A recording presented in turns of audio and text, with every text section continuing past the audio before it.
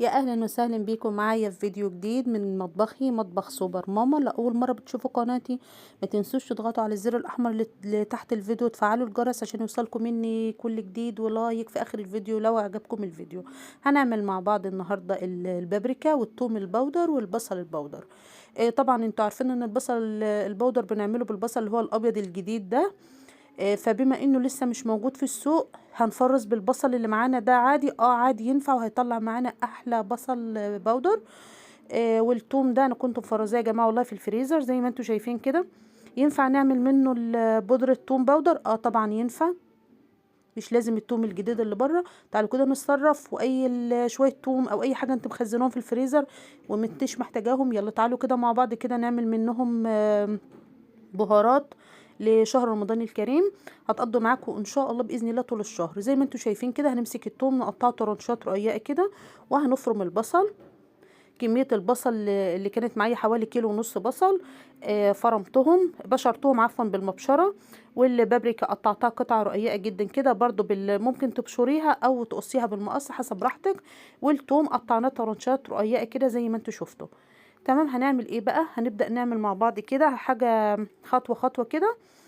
هنبدأ بالبصل الأول، حطيت عليه حوالي معلقة ملح اهو زي ما انتوا شفتوا. معلقة الملح دي هتعمل بقى ايه؟ هتخلي مية البصل كلها تنزل، بحيث ان هو ايه ما يشربش مية خالص كده وما يغيبش معانا في الفرن.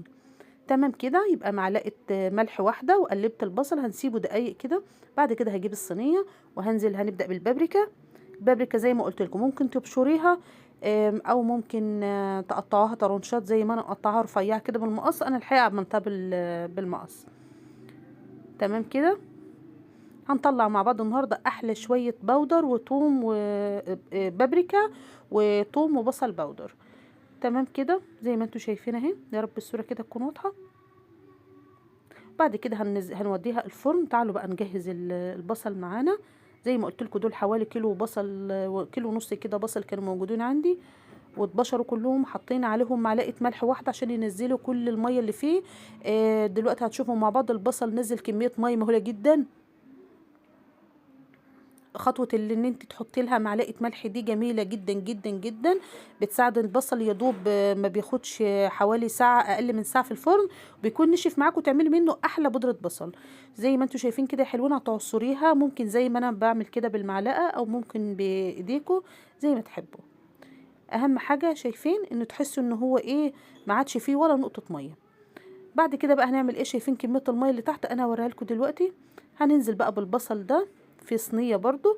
إيه لو عندكم ورق زبده تضيفوه تفرشوه تحت في الصينيه الاول قبل الثوم والبصل والحاجه ما نحطها. عندكم ما عندكوش يلا يا حلوين نعمل كده من غير ورق زبده وهيطلع معانا عادي حسب الامكانيات. يا حلوين الحاجه موجوده عندنا هنعمل ونحط ورق زبده ونعمل كل حاجه. ما عندكوش يلا نتصرف كده باقل التكاليف وبرضه هنطلع شغل جامد جدا. بعد كده هنعمل، شايفين يا حلوين؟ شايفين ما شاء الله كميه الميه اللي نازله من البصل دي؟ طبعا كنز في البيت، مش قادره اقول لك. انت هتفرغيها في الكيس دلوقتي وهتعينيها عندك، هتحتفظي بيها عندك في الفريزر. عايزه بقى تتبلي فراخ، تتبلي بفتيك، تتبلي اي تتبيله محتاجه، في كفته صبعي كفته، في اي وقت محتاجه عصير بصل هتكون موجوده تحت ايدك. دي كنز بجد يعني. بعد كده هناخد التوم كده زي ما انتم شايفين، انا قطعته طرنشات بالطول عشان يسهل عليا شويه. الثوم ده انا كنت مفرزاه يا جماعه في الفريزر وكان متلج عادي جدا، ممكن تعملوا منه البودر. الثوم البودر هنشوفه كده ان شاء الله مع بعض. بعد كده برضو انا فرغته في الصينيتين اهو وهدخله الفرن. يبقى احنا كده عملنا البصل والبابريكا وادي الثوم. هندخلهم الفرن على نار هاديه جدا، اقل نار عندك، بس الفرن هيكون ولع قبلها بشويه.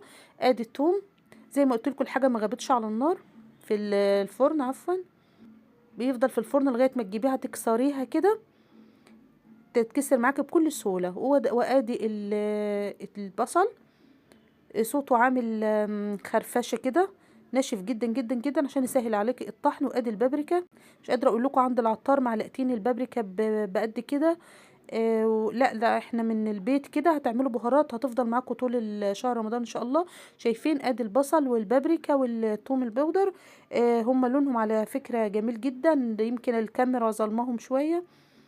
ما شاء الله كميات كبيرة اهي بأقل تكاليف. كل سنة وانتم طيبين يا حلوين.